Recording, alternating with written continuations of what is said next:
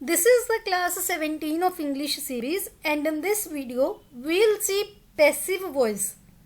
Welcome back to my channel. This is Khushbu, and in this class we'll see what is voice, what is active voice, what is passive voice, how to convert active voice into passive voice, and how to convert passive voice into active voice.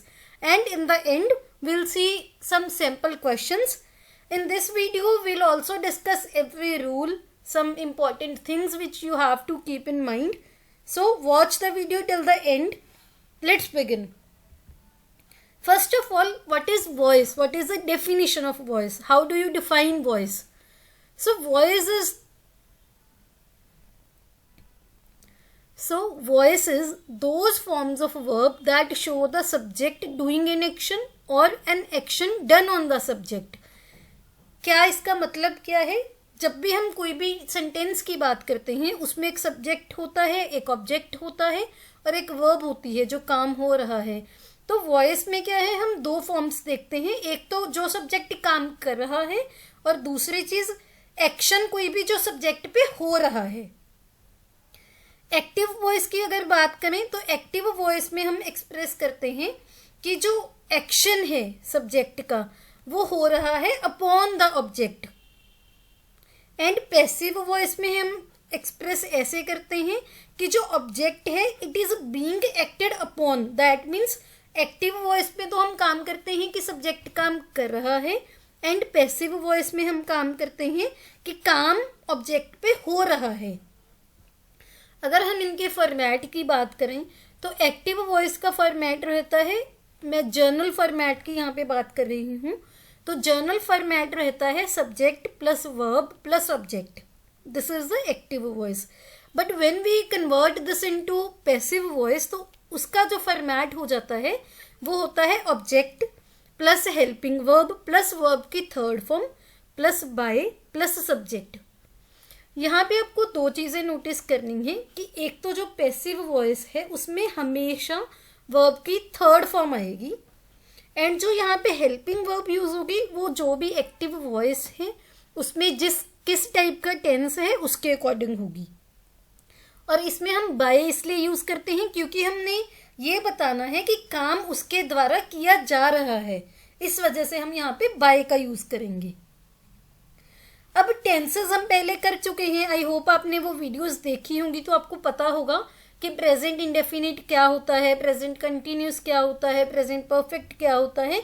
So likewise आपको सभी tenses की recognition है, कैसे आप tense को पहचानते हो. क्योंकि जब तक आपको ये नहीं पता कि टेंस कौन सा है तो आपको ये नहीं पता चलेगा कि कौन सा रूल लगाना है. अगर आपको यही नहीं पता कि ये प्रेजेंट इंडेफिनिट है तो आप उसको वॉइस चेंज कैसे करोगे. सो अनटिल एंड अनलेस आपको ये नहीं पता कि टेंस की क्या फॉर्मेट है, क्या फॉर्म है, उसके बिना आप रूल नहीं याद कर सकते. तो अगर आपने टेंसेस की वीडियोस नहीं देखी, आप इससे पहले आप वो जाकर देखिए, उसके बाद एक्टिव पैसिव देखिए. उसका लिंक मैं आपको डिस्क्रिप्शन में दे दूंगी. अगर आपने वो देख लिया तो दैट इज मच बेटर, क्योंकि आपको फिर एक्टिव पैसिव वॉइस समझने में कोई भी प्रॉब्लम नहीं आएगी.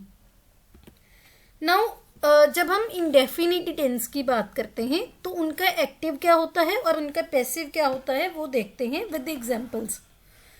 सो सबसे पहले तो अगर प्रेजेंट इंडेफिनिट की बात करें तो उनकी एक्टिव की फॉर्मेट जो होता है सब्जेक्ट प्लस वर्ब की फर्स्ट फॉर्म प्लस ऑब्जेक्ट. ये चीज़ हमने टेंस में की भी थी.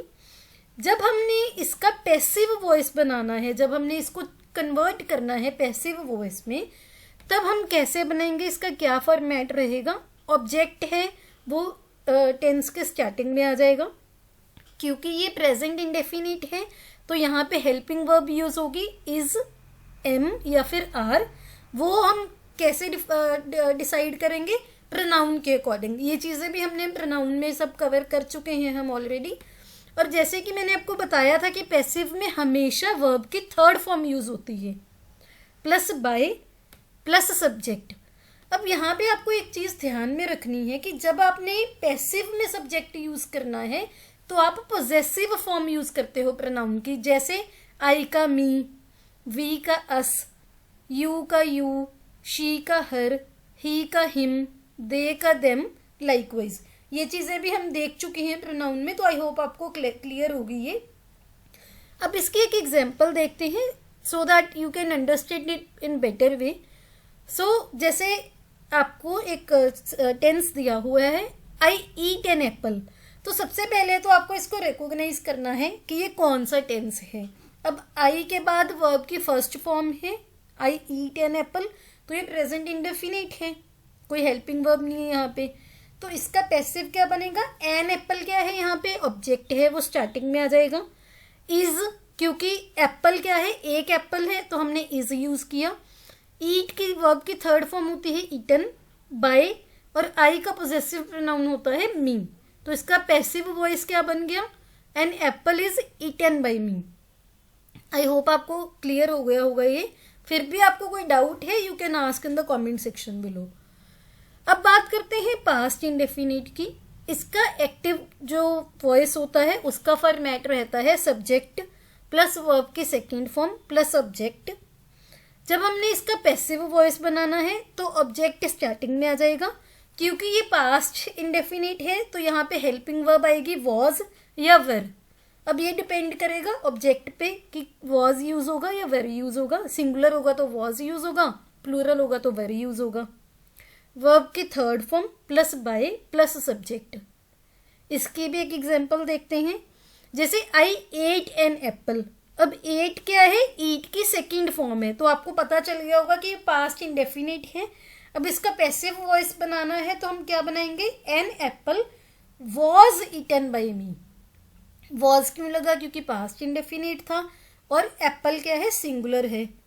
ईटन वर्ब की थर्ड फॉर्म बाय, और आई का पोजेसिव प्रोनाउन मी। नेक्स्ट हम बात करते हैं फ्यूचर इंडेफिनिट की। इसका एक्टिव वॉइस का जो फॉर्मेट रहता है वो रहता है सब्जेक्ट प्लस विल और शेल प्लस वर्ब की फर्स्ट फॉर्म प्लस ऑब्जेक्ट। अब अगर हमने इसका पैसिव की बात करें तो ऑब्जेक्ट स्टार्टिंग में आएगा, विल और शेल के साथ एडिशन करनी है बी प्लस वर्ब की third form plus by plus subject. Example देखते हैं। एक्टिव की एक एग्जाम्पल लेते हैं, आई शैल ईट एन एप्पल। अब जब हमने इसको पैसिव वॉइस में कन्वर्ट करना है तो क्या बोलेंगे, an apple will be eaten by me. Next हम बात करते हैं मोडाल्स की, जैसे may, might, can, could, should, would. ये भी हमने प्रीवियस वीडियोस में कवर कर चुके हैं कि मोडाल्स क्या होती हैं। तो जब भी मोडाल का कोई एक्टिव फॉर्म आपको दिया होगा, जैसे subject plus modal plus verb की फर्स्ट फॉर्म प्लस ऑब्जेक्ट, इसका पैसिव वॉइस का क्या फॉर्मेट रहेगा, object plus modal plus be plus verb की third form plus by plus subject. Example देखते हैं, आई मे ईट एन एप्पल। अब इसका पैसिव क्या बनेगा, an apple may be eaten by me. Next हम बात करते हैं इंडेफिनेट में कुछ इंपॉर्टेंट रूल्स की, जो आपको ध्यान में रखने हैं वॉइस चेंज करते हुए। अब कुछ एक्शंस होते हैं which are done by a particular subject only, जैसे टीचिंग है, एक टीचर ही करेगा, रिपेयर है, एक मैकेनिक ही करेगा। तो ऐसे केसेस में जो बाय सब्जेक्ट है it must not be mentioned. ये जरूरी नहीं होता कि आप वहाँ पे मेंशन करो ही करो। जैसे a teacher teaches English here. अब आपको पता है कि टीचिंग तो टीचर ही करेगा, तो आप इसका जब पैसिव बनाओगे तो आपको सब्जेक्ट बाय सब्जेक्ट लगाने की ज़रूरत नहीं है। तो आप क्या बना सकते हो, इंग्लिश इज टॉट हियर। अब इज टॉट क्यों आया, क्योंकि टीचीज से आपको पता चल रहा है कि ये प्रेजेंट इंडेफिनिट है, और इंग्लिश क्या है, हम यहाँ पे एज अ सिंगुलर यूज करेंगे, तो इज हेल्पिंग वर्ब हो गई, टीच की वर्ब की थर्ड फॉर्म हो गई taught, and here as it is आ जाएगा। नेक्स्ट रूल की बात करें तो जब भी हमने सेंटेंस पैसिव वॉइस में दिया हुआ है without by subject, that means by subject, कोई भी बाय के बाद सब्जेक्ट ये चीज़ वहाँ पे मेंशन नहीं की हुई, तो हम उस सब्जेक्ट को एक्टिव वॉइस में यूज करते हैं जो काम वो जनरली करता है। जैसे अगर यही इसी की बात करें, आपको पैसिव फॉर्म दी होती कि इंग्लिश इज टॉट हियर। अब यहाँ पे बाय टीचर तो नहीं लिखा, लेकिन आपको पता है कि टीचिंग कौन करेगा, टीचर। तो आप इसका एक्टिव कैसे बना सकते हो? A teacher teachers English here. एक और एग्जाम्पल देखते हैं, जैसे द रोड वॉज क्लीन्ड। अब क्लीनिंग का काम, रोड को क्लीनिंग का काम कौन करता है? Generally sweeper. तो हमने यहाँ पे क्या लिखा? The sweeper cleaned the road. यहाँ पे मैं एक्टिव और पैसिव को मैंने बाय मिस्टेक गलत लिख दिया। जहाँ पे एक्टिव लिखा है द रोड वॉज क्लीन्ड, ये क्या है? पैसिव है। और ये जो the sweeper cleaned the road, ये क्या है? एक्टिव है। नेक्स्ट रूल की बात करें तो जब भी सब्जेक्ट की क्लैरिटी नहीं होती कि ये काम कौन सा एजेंट करेगा, तो उसको हम पैसिव वॉइस में नहीं भी लिखेंगे तो भी वो इनकरेक्ट नहीं है। जैसे people speak English all over the world. अब यहाँ पे क्या है कि पूरी दुनिया में लोग इंग्लिश बोलते हैं। अब जब हमने इसका पैसिव बनाना है तो आप ऐसे भी लिख सकते हो कि English is spoken all over the world. अब यहाँ पे मैंने बाय पीपल नहीं लिखा क्योंकि जो सब्जेक्ट है वो क्लैरिटी नहीं है। पीपल क्या है? वेग सब्जेक्ट है, लोग बोलते हैं। अब पर्टिकुलर तो किसी की बात नहीं कर रहे हम, तो अगर हमने बाय सब्जेक्ट यहाँ पे नहीं लिखा तो वो चीज़ इनकरेक्ट नहीं है। ये छोटी छोटी चीज़ें हैं, आपको क्वेश्चंस सॉल्व करते हुए बहुत हेल्प करेगी। नेक्स्ट है, अगर किसी भी टेंस में बी की फॉर्म हो, बीई की मेन वर्ब की तरह, तो सेंटेंस को हम पैसिव में नहीं कन्वर्ट करते। For example I am sad. अब यहाँ पे जो एम है वो क्या है? मेन वर्ब की तरह यूज हो रहा है, ना कि हेल्पिंग वर्ब की तरह, तो इसकी पैसिव वॉइस नहीं बनेगी। Next is he should be humble with elders. अब यहाँ पे जो बी है वो भी मेन वर्ब की तरह हम यूज करेंगे, इसलिए इसका भी पैसिव नहीं बन सकता। अब बात करते हैं कंटिन्यूअस की, इनकी पैसिव फॉर्म क्या होती है। अब आपने टेंसेस में देखा ही है कि प्रेजेंट कंटिन्यूअस का क्या फॉर्मेट रहता है? सब्जेक्ट प्लस इज और एम और आर प्लस वर्ब की first form plus ING plus object. जब हमने इसका पैसिव बनाना है तब हम क्या बनाएंगे? ऑब्जेक्ट प्लस जो हेल्पिंग वर्ब है वो इज एम आर वैसे ही लगेगी क्योंकि प्रेजेंट है, प्लस यहाँ पे जब भी आईएनजी फॉर्म की वर्ब यूज हो रही है तब आप क्या यूज करते हो? Being, B E plus ING plus verb की third form plus by plus subject. बाकी चीज़ें सिमिलर है कि सब्जेक्ट का जो है पोजेसिव फॉर्म यूज हो जाएगी, जो ऑब्जेक्ट है उसके अकॉर्डिंग हेल्पिंग वर्ब लगेगी और वर्ब की हमेशा थर्ड फॉर्म यूज होगी। ये चीज़ें हमेशा पैसिव वॉइस में सेम रहेंगी। एक एग्जाम्पल देखते हैं, जैसे I am eating an apple. अब ये क्या है? I am eating. अब एम और ईटिंग, इससे आपको क्या पता चल रहा है कि ये प्रेजेंट कंटिन्यूअस है। इसका जब पैसिव बनाएंगे तो क्या बनेगा? An apple is being eaten by me. Is क्यों लगा? क्योंकि एप्पल एक है। और बीइंग क्यों लगा? क्योंकि ये फॉर्मेट है इसकी पैसिव वॉइस का। और ईटन, ईट की थर्ड फॉर्म है। अब बात करते हैं पास्ट कंटिन्यूअस की। इसके एक्टिव फॉर्मेट का क्या रहता है? सब्जेक्ट प्लस वॉज और वर प्लस वर्ब की first form plus ING plus object. जब हमने इसका पैसिव वॉइस बनाना है तो क्या रहेगा? ऑब्जेक्ट प्लस वॉज और were plus being plus verb की third form plus by plus subject. Example देखते हैं, like I was eating an apple. अब ये क्या है? वॉज है और ईट के साथ आईएनजी है, तो आपको पता चल रहा होगा कि ये पास्ट कंटिन्यूअस है। अब इसका पैसिव क्या बनेगा? An apple. वॉज क्यों लगा? क्योंकि हमने यहाँ पे एक एप्पल की बात की है। बीइंग क्योंकि कंटिन्यूअस है। ईटन, ईट की थर्ड फॉर्म बाय, और आई का क्या बन गया? मी। नेक्स्ट अगर हम फ्यूचर कंटिन्यूअस की बात करें तो इसका पैसिव वॉइस होता नहीं है। तो अगर आपको कोई भी फ्यूचर कंटिन्यूअस दे जिसका क्या फॉर्मेट रहता है एक्टिव का, subject plus will shall plus be plus verb की first form plus ING plus object, जैसे I shall be eating an apple. अब इसका जो पैसिव है वो पॉसिबल ही नहीं है, वो बना ही नहीं है इंग्लिश में। लाइकवाइज अगर आपको मोडाल कंटिन्यूस की फॉर्मेट में कोई एक्टिव दे दे और उसका पैसिव बनाने को बोले तो वो भी पॉसिबल नहीं है। For example I may B eating an Apple, तो इसका भी क्या है? पैसिव वॉइस नहीं बनता। अब बात करते हैं कंटिन्यूअस में जो आपको रूल्स का ध्यान रखना है। सबसे पहले तो आपने बीइंग को यूज करना पैसिव वॉइस में भूलना नहीं है कंटिन्यूअस में, क्योंकि जब भी कंटिन्यूअस का आप पैसिव बनाओगे तो बीइंग यूज होगा ही होगा। नेक्स्ट है, जब भी टेंस में प्रेपोजिशन दी हुई है जो कि वर्ब के बाद दी हुई है, उसको भी आपने पैसिव वॉइस में यूज करना नहीं भूलना। एक एग्जांपल से समझते हैं ये, जैसे they are laughing at you.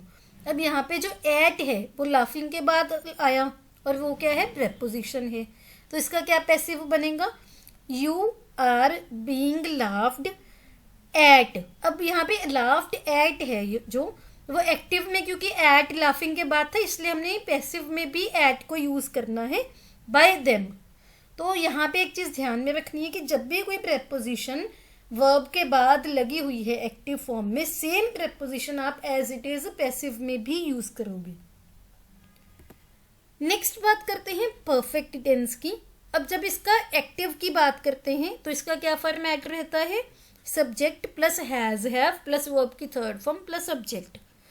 अब हमने इसका पैसिव बनाना है तो क्या बनेगा, ऑब्जेक्ट प्लस हैज और हैव प्लस बीन, क्या ऐड हो गया यहाँ पे, बीन BEEN प्लस वर्ब की third form plus by plus subject.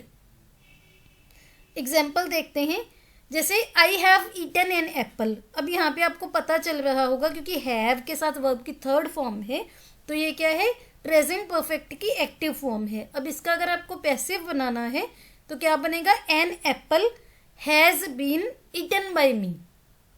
Apple singular है तो हमने हैज लगाया। अब यहाँ पे आपको ये ध्यान रखना है कि आई के साथ अगर हैव लगा था तो ये जरूरी नहीं है कि पैसिव में भी आपको हैव ही लगाना है, पैसिव में आपने ऑब्जेक्ट के अकॉर्डिंग हैज हैव लगाना है। नेक्स्ट है पास्ट परफेक्ट। इसका जो एक्टिव का फॉर्मेट रहता है that is subject plus had plus verb की थर्ड फॉर्म प्लस ऑब्जेक्ट। जब आपने इसका पैसिव बनाना है तो हैड के साथ क्या ऐड हो जाएगा, been. For example, I had eaten an apple, ये आपको एक्टिव फॉर्म में दिया हुआ है। अब हैड ईटन है तो आपको पता है ये पास्ट परफेक्ट की फॉर्म है। इसका पैसिव कैसे बनेगा, an apple had been eaten by me. Next बात करते हैं फ्यूचर परफेक्ट की। इसका एक्टिव का क्या फॉर्मेट रहता है, सब्जेक्ट प्लस विल और shall plus have plus verb की थर्ड फॉर्म प्लस ऑब्जेक्ट। अब जब हमने इसका पैसिव बनाना है तो हमने विल हैव या शेल हैव के साथ क्या ऐड करना है, been. For example, I shall have eaten an apple, ये क्या है, एक्टिव फॉर्म है फ्यूचर परफेक्ट की। इसका जब हमने पैसिव बनाना है तो हम क्या लिखेंगे, an apple will have eaten by me. अब यहाँ पे भी सिमिलर है क्योंकि आई के साथ शेल लगेगा लेकिन एन एप्पल के साथ विल लगता है, तो आपने ये ऑब्जेक्ट के अकॉर्डिंग पैसिव वॉइस में विल या शेल को उस अकॉर्डिंग यूज करना है। नेक्स्ट हम बात करते हैं मोडाल परफेक्ट की। इसमें क्या एक्टिव वॉइस का क्या फॉर्मेट रहता है, subject plus modal plus have plus verb की थर्ड फॉर्म प्लस ऑब्जेक्ट। इसका जब पैसिव वॉइस बनाना है तो अपने मोडाल हैव के साथ क्या लगाना है, been. For example, I may have eaten an apple. अब ये क्या है, एक्टिव फॉर्म है मोडाल की। जब हमने इसके पैसिव की बात करनी है तो हम क्या बोलेंगे, an apple may have been eaten by me. Next हम बात करते हैं परफेक्ट के इंपॉर्टेंट रूल्स की। जब भी हमने परफेक्ट टेंस की वॉइस चेंज करनी है तो हमने किन रूल्स को ध्यान में रखना है। तो कुछ वर्ब्स ऐसी होती हैं जिनके साथ प्रेपोजिशंस फिक्स होती हैं जो कि बाय को रिप्लेस करती हैं बाय प्लस सब्जेक्ट से। कैसे, जैसे नोन टू है, सरप्राइज्ड एट या फिर सरप्राइज्ड बाय है, amazed at, astonished at, started at, vexed at. अब यहाँ पे जब जैसे नोन टू है तो अब नोन टू के साथ कभी भी बाय नहीं अलग से लगाओगे। जैसे engulfed in, tired of, filled of, decorated with. Example देखते हैं, जैसे the fire engulfed the building. अब यहाँ पे आप ये नहीं बोलोगे the building was engulfed by the fire, no, engulf के साथ हमेशा इन लगेगा। नेक्स्ट एग्जाम्पल देखते हैं, जैसे दिस बॉक्स कंटेन्स 10 एग्स। अब जो एग्स कंटेन होगा बॉक्स के अंदर, तो आप बाय नहीं लगाओगे, इन लगाओगे। 10 eggs are contained in the box. Next, अगर हम इंटेरोगेटिव सेंटेंस के पैसिव वॉइस की बात करें, तो जब भी हम इंटेरोगेटिव सेंटेंस का पैसिव बनाएंगे तो हमने सेंटेंस के स्टार्ट किससे करना है?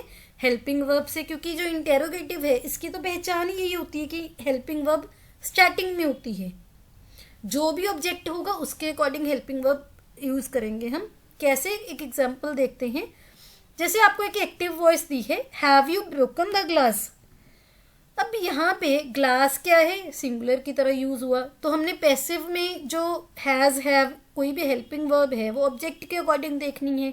तो हम क्या लिखेंगे? Has the glass been broken by you. अब ये है परफेक्ट क्या? इंटेरोगेटिव। तो इंटेरोगेटिव में हेल्पिंग वर्ब स्टार्टिंग में आया, बाकी एज इट इज आया। आई होप आपको क्लियर हो गया होगा। ये नहीं भी आपको कुछ भी डाउट है, आई होप आपको ये क्लियर हो गया होगा। स्टिल आपको कोई डाउट है, you can always ask in comment section. Next हम देखते हैं इंटेरोगेटिव से रिलेटेड कोई इंपॉर्टेंट रूल्स। सो जैसे जब भी हमने इंटेरोगेटिव सेंटेंस बनाना है WH फैमिली का, WH family means when, why, where, what etcetera, तो हम जो WH वर्ड है वो इंटेरोगेटिव फॉर्म से पहले ऐड करते हैं। लेकिन ये रूल कहाँ पे यूज होगा? Why, how, when, where and what के साथ। जब यहाँ पे हु या हुम होगा वहाँ पे अलग रूल है, वो हम इसके बाद देखेंगे। जैसे पहले इसकी एक एग्जांपल देखते हैं। एक्टिव फॉर्म आपको दी है, why have you broken the glass. अब यहाँ पे क्योंकि वाई WH फैमिली है तो हमने क्या देखा है कि इंटेरोगेटिव में हमेशा WH वर्ड है वो इंटेरोगेटिव सेंटेंस के स्टार्टिंग में ऐड हो जाएगा। जैसे why has the glass been broken by you. अब यहाँ पे वाई हमने लगा दिया क्योंकि WH फैमिली थी स्टार्टिंग में। बाकी have you broken the glass, इसका जो पैसिव बनेगा has the glass been broken by you, वो इसके बाद में लगाया। जब बात करेंगे हु या फिर हुम वाले सेंटेंस की, तब रूल्स डिफरेंट होते हैं। कैसे? जैसे आपको एक्टिव फॉर्म दी है, हु रोट दिस बुक, तब आप क्या लिखोगे? हु का क्या बन जाएगा पैसिव में? बाय हुम, ये बुक किस द्वारा लिखी गई। By whom was this book written. Similarly whom have you invited, आपने किसको इन्वाइट किया? पैसिव बनेगा who has been invited by you. अब बात करते हैं इंपेरेटिव सेंटेंसेस की। इंपेरेटिव सेंटेंस कौन से होते हैं? जैसे be quiet, shut the door, open the window etcetera.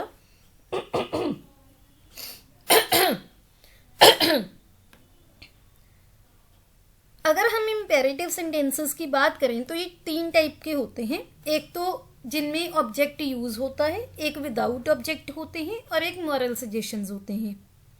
जैसे पहले तो एग्जाम्पल देखते हैं। जैसे विद ऑब्जेक्ट वाली एग्जाम्पल हो गई open the door, open the window etcetera.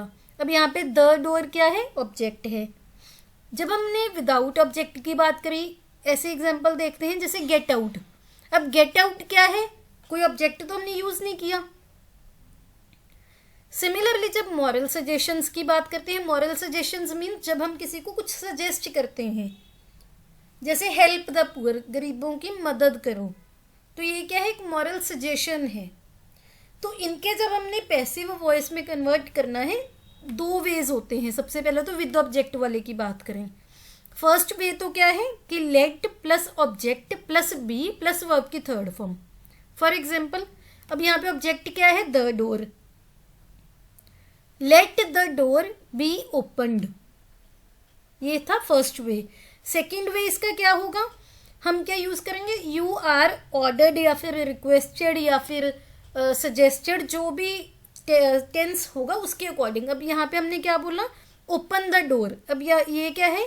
हमने किसी को ऑर्डर दिया, तो हमने क्या यूज किए? You are ordered to open the door. क्या फॉर्मेट रहा? यू आर ऑर्डर्ड या फिर रिक्वेस्टेड, जो भी यहाँ पे वर्ड है, प्लस टू प्लस वर्ब की फर्स्ट फॉर्म। अब यहाँ पे ये चीज ध्यान रखनी है कि जब भी ऐसे टेंस में ये वाला वे यूज करेंगे तो वर्ब की फर्स्ट फॉर्म यूज होगी, अदरवाइज पैसिव में हमेशा वर्ब की थर्ड फॉर्म यूज होती है।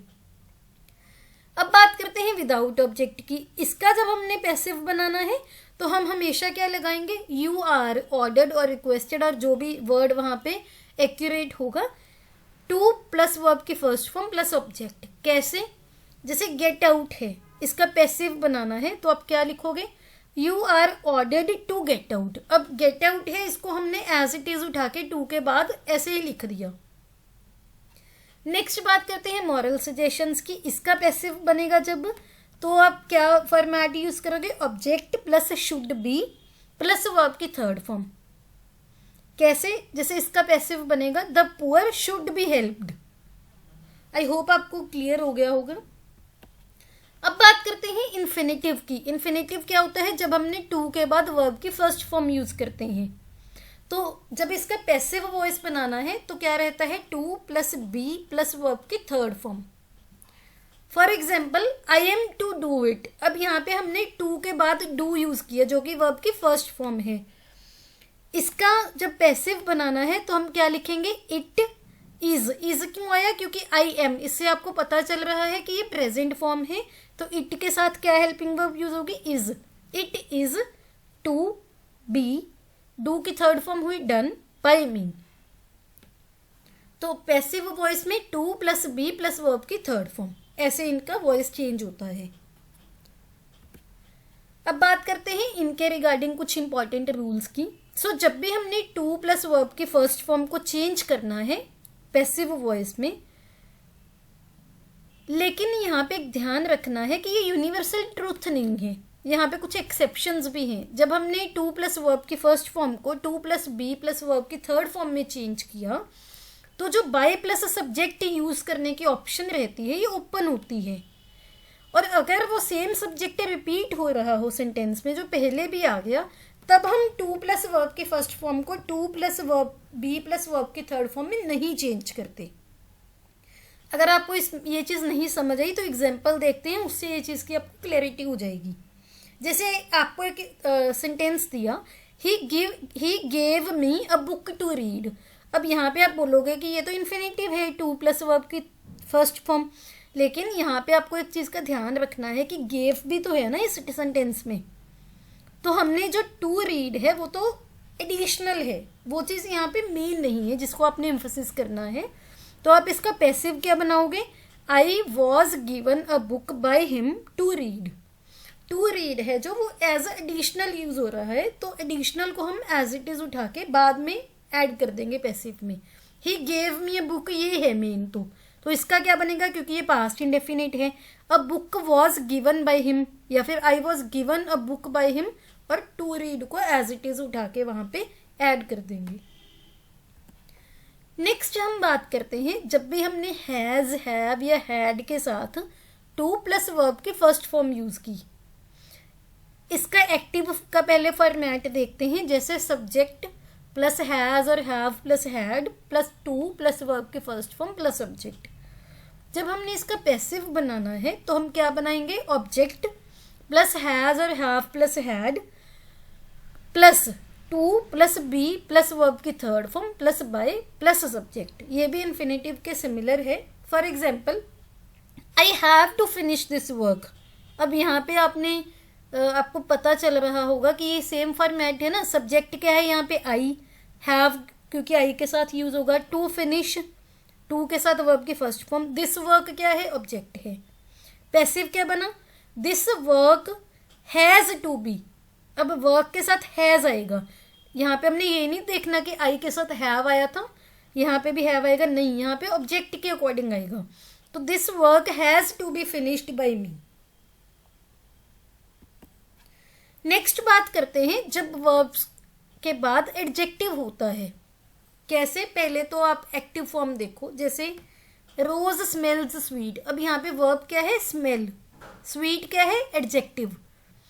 इसका पैसिव बनाते हुए क्या फॉर्मेट रहता है, subject plus verb plus adjective plus when plus pronoun plus helping verb plus verb की थर्ड फॉर्म। कैसे, जैसे रोज स्मेल्स स्वीट। अब यहाँ पे सब्जेक्ट क्या है, रोज, इसके बाद is helping verb plus adjective क्या है वो, स्वीट, इसके बाद व्हेन। अब रोज का प्रोनाउन क्या यूज होगा, इट, इसके बाद helping verb is, and verb की थर्ड फॉर्म क्या होगी, स्मेल की थर्ड फॉर्म स्मेल्ड। तो रोज स्मेल्स स्वीट का पैसिव क्या बन गया, rose is sweet when it is smelled. एक और एग्जांपल देखते हैं, कुनीन टेस्ट बिटर। अब quinine is bitter when it is tasted. अब दोनों टेंस में इज क्यों हमने यूज किया, क्योंकि स्मेल्स, टेस्ट्स, ये क्या है, प्रेजेंट इंडेफिनिट है। अगर मैं ये बोलती कि मिल्क टेस्टेड सावर, तो टेस्टेड क्या है, सेकंड फॉर्म हो गई। तो मैं क्या बोलती, milk was sour when it was tasted. I hope आपको ये क्लियर हो गया होगा। नेक्स्ट है, जब भी लेट, बिड, हेल्प, मेक, ये वाली वर्ब्स यूज होंगी एक्टिव वॉइस में, और इनके बाद बेयर इन्फिनेटिव यूज होगा, लेकिन हमने इन वर्ब्स को पैसिव वॉइस में यूज किया, तो इसके बाद हम इन्फिनेटिव यूज करेंगे, बेयर इन्फिनेटिव नहीं यूज करेंगे। दैट मीन्स एक्टिव वॉइस में तो बेयर इन्फिनेटिव था, लेकिन पैसिव में आपने बेयर इन्फिनेटिव नहीं यूज करना, सिर्फ इन्फिनेटिव यूज करना है। एग्जाम्पल से समझते हैं, she made him wash all the clothes. अब यहाँ पे क्या है, वर्ब्स है, कौन सी वर्ब है, मेक, मेक की कौन सी फॉर्म हुई, यूज मेड, तो इसका क्या पैसिव बनेगा, ही क्यों, हिम से ही बना। ही वॉज, मेड क्या है, क्योंकि पास्ट में है, तो he was made third form. To wash, क्योंकि यहाँ पे हमने क्या करना है, इन्फिनिटिव यूज करना है, he was made to wash, तो टू वॉश क्या हुआ, टू वॉश इन्फिनिटिव है। ऑल द क्लोथ्स, यहाँ पे ये क्या है, एडिशनल है, बाय हर, शी का क्या बन गया, हर। आई होप आपको क्लियर हो गया होगा।